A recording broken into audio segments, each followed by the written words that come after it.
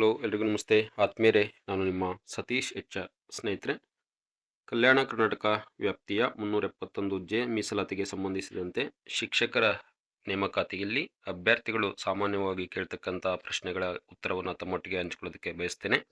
ಯಾರೆಲ್ಲ ಇದೇ ಮೊದಲ ಬಾರಿಗೆ ಸೃಷ್ಟಿ ಸಿಂಚನ ಯೂಟ್ಯೂಬ್ ಚಾನಲನ್ನು ವೀಕ್ಷಣೆಯನ್ನು ಮಾಡ್ತಿದ್ದೀರಾ, ಸಬ್ಸ್ಕ್ರೈಬ್ ಆಗಿ ಇದೇ ರೀತಿಯ ಸಾಕಷ್ಟು ವಿಡಿಯೋಗಳನ್ನು ವೀಕ್ಷಿಸಿ ಅಂತೇಳಿ ತಮ್ಮಲ್ಲಿ ಕೇಳ್ಕೊಳ್ತಾ, ಮೊದಲನೇದಾಗಿ ನಾನು ಕಲ್ಯಾಣ ಕರ್ನಾಟಕ ವ್ಯಾಪ್ತಿಯ ನಿವಾಸಿಯಾಗಿದ್ದು ಸಕ್ಷಮ ಪ್ರಾಧಿಕಾರವು ನೀಡಿರುವ 371 ಪ್ರಮಾಣ ಪತ್ರವನ್ನು ಹೊಂದಿದ್ದು, ಆದರೆ ಆರ್ಡಿ ನಂಬರ್ ಇರುವುದಿಲ್ಲ. ಸದರಿ ಪ್ರಮಾಣ ಪತ್ರವನ್ನು ನೇಮಕಾತಿಗೆ ಸಲ್ಲಿಸಬಹುದೇ?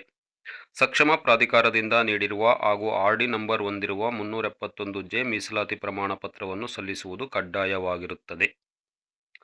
Next questions. HK ಸರ್ಟಿಫಿಕೇಟ್ ಇದೆ, ಆದರೆ ನಾನು ವಿವಾಹವಾಗಿ ನಾನ್ HK ಜಿಲ್ಲೆಯ ನಿವಾಸಿಯಾಗಿರುತ್ತೇನೆ. ನಾನು 371 ಮೀಸಲಾತಿ ಅಡಿಯಲ್ಲಿ ಅರ್ಜಿ ಸಲ್ಲಿಸಬಹುದೇ? ಬಹಳ ಮುಖ್ಯವಾಗಿರ್ತಕ್ಕಂಥ ಪ್ರಶ್ನೆ.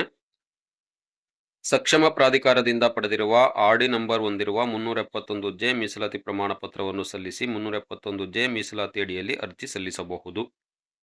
ನಾನು 371 ಮೀಸಲಾತಿಯ ಅಭ್ಯರ್ಥಿಯಾಗಿದ್ದು ನಾನು ಕಲ್ಯಾಣ ಕರ್ನಾಟಕೇತರ ಜಿಲ್ಲೆಗಳಲ್ಲಿ ಅರ್ಜಿ ಸಲ್ಲಿಸಬಹುದೇ?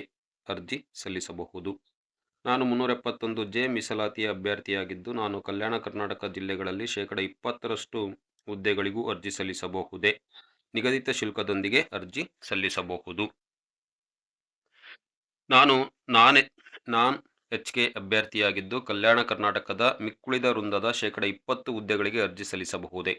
ಹೌದು, ಕಲ್ಯಾಣ ಕರ್ನಾಟಕ ಪ್ರದೇಶ ವ್ಯಾಪ್ತಿಯಲ್ಲಿನ 20% ಮಿಕ್ಕುಳಿದ ವೃಂದದ RPC ಹುದ್ದೆಗಳಿಗೆ GBA ವ್ಯಾಪ್ತಿಯ ಬೆಂಗಳೂರು ಕೇಂದ್ರ ಜಿಲ್ಲೆ ಮತ್ತು ಬೆಂಗಳೂರು ಉತ್ತರ ಜಿಲ್ಲೆ ಇಲ್ಲಿನ 92% ಹುದ್ದೆಗಳಿಗೆ ಹಾಗೂ GBA ವ್ಯಾಪ್ತಿಯ 2 ಜಿಲ್ಲೆಗಳು ಕಲ್ಯಾಣ ಕರ್ನಾಟಕ ವ್ಯಾಪ್ತಿಯ 7 ಜಿಲ್ಲೆಗಳನ್ನು ಹೊರತುಪಡಿಸಿದ ರಾಜ್ಯದ ಉಳಿದ 26 ಜಿಲ್ಲೆಗಳಲ್ಲಿ 100% ಹುದ್ದೆಗಳಿಗೆ ರಾಜ್ಯಾದ್ಯಂತ ಏಕಕಾಲದಲ್ಲಿ ಪರೀಕ್ಷೆ ನಡೆಯಲಿದೆ.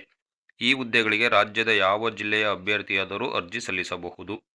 ನಾನು 371 ಮೀಸಲಾತಿಯ ಅಭ್ಯರ್ಥಿಯಾಗಿದ್ದು ನಾನು GBA ವ್ಯಾಪ್ತಿಯ ಬೆಂಗಳೂರು ಕೇಂದ್ರ ಜಿಲ್ಲೆ ಮತ್ತು ಬೆಂಗಳೂರು ಉತ್ತರ ಜಿಲ್ಲೆಗಳಲ್ಲಿ 8% ಹುದ್ದೆಗಳಿಗೂ ಅರ್ಜಿ ಸಲ್ಲಿಸಬಹುದೇ?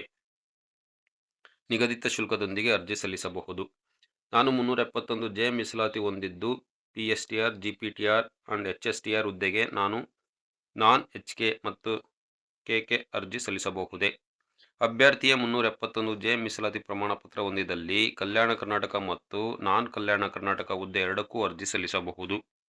ನಾನು 371 ಮೀಸಲಾತಿ ಹೊಂದಿದ್ದು PSTR ಮತ್ತು GPTR ಹುದ್ದೆಗೆ ಕಲಬುರಗಿ ಜಿಲ್ಲೆಯ ಕಲ್ಯಾಣ ಕರ್ನಾಟಕ ಮತ್ತು ನಾನ್ ಕಲ್ಯಾಣ ಕರ್ನಾಟಕ ಹುದ್ದೆಗಳಿಗೆ ಅರ್ಜಿ ಸಲ್ಲಿಸಬಹುದಾ? ಸಲ್ಲಿಸಬಹುದು. 371 ಮೀಸಲಾತಿಯ ಪ್ರಮಾಣ ಪತ್ರದಲ್ಲಿ ವಿದ್ಯಾಭ್ಯಾಸ ಮತ್ತು ಸರ್ಕಾರಿ ಸೌಲಭ್ಯ ಎಂದಿದೆ. ಸದರಿ ಪ್ರಮಾಣ ಪತ್ರವನ್ನು 371 ಮೀಸಲಾತಿಗೆ ಪರಿಗಣಿಸುವಿರಾ? 371 ಮೀಸಲಾತಿಯ ಪ್ರಮಾಣ ಪತ್ರದಲ್ಲಿ ವಿದ್ಯಾಭ್ಯಾಸ ಮತ್ತು ಸರ್ಕಾರಿ ಸೌಲಭ್ಯ ಎಂದಿರುವುದರಿಂದ ಪರಿಗಣಿಸಲಾಗುವುದು. ಸ್ನೇಹಿತರೆ, 371 ಕಲ್ಯಾಣ ಕರ್ನಾಟಕ ವ್ಯಾಪ್ತಿಯ ಹುದ್ದೆಗಳಿಗೆ ಸಂಬಂಧಪಟ್ಟಂತೆ ಅಭ್ಯರ್ಥಿಗಳಲ್ಲಿ ಸಾಮಾನ್ಯವಾಗಿ ಉಂಟಾಗ್ತಕ್ಕಂಥ ಗೊಂದಲದ ಎಲ್ಲ ಪ್ರಶ್ನೆಗಳಿಗೆ ಕೂಡ ಇಲ್ಲಿ ಸಮರ್ಪಕ ಮತ್ತು ನಿಖರವಾದ ಮತ್ತು ನಿರ್ದಿಷ್ಟವಾದ ಉತ್ತರವನ್ನು ನೀಡಲಾಗಿದೆ ಅಂತಕ್ಕಂಥ ಒಂದು ಮಾಹಿತಿಯನ್ನು ತಮ್ಮೊಟ್ಟಿಗೆ ಹಂಚಿಕೊಳ್ತಾ ವಿಡಿಯೋನ ವೀಕ್ಷಣೆಯನ್ನು ಮಾಡಿರ್ತಕ್ಕಂಥ ತಮಗೆಲ್ಲರೂ ಕೂಡ ಧನ್ಯವಾದಗಳನ್ನ ತಿಳಿಸ್ತೀನಿ. ಎಲ್ಲರೂ ಕೂಡ ನಮಸ್ತೆ, ಧನ್ಯವಾದಗಳು.